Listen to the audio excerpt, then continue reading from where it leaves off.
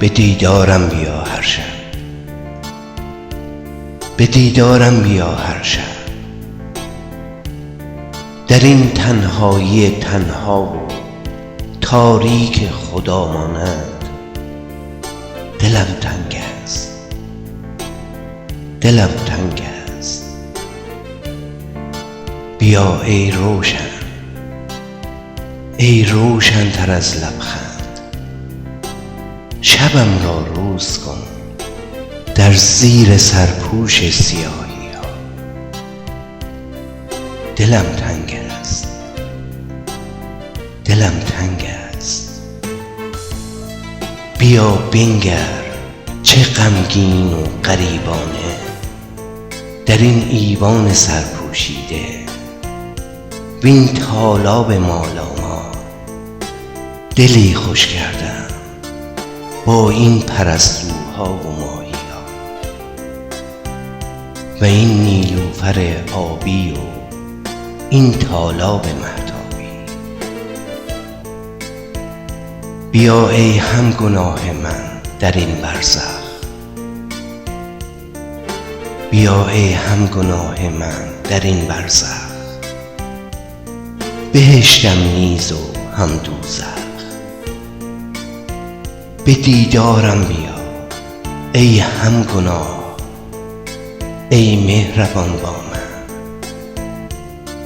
که اینان زود می پوشند در خوابهای بیگناهی ها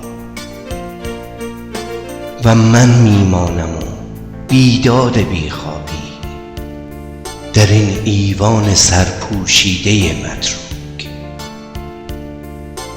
شب افتاده است و در تالاب من دیریست که در خوابند آن نیلوفر آبی و ماهی ها پرستوها.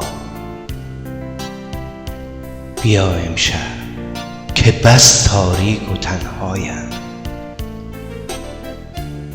بیا امشب که بس تاریک و تنهایم. بیا ای روشنی اما بپوشان روی که می ترسم تو را خورشید پندارند و می ترسم همه از خواب برخیزند و می ترسم که چشم از خواب بردارند. نمی خواهم ببیند هیچ کس ما را،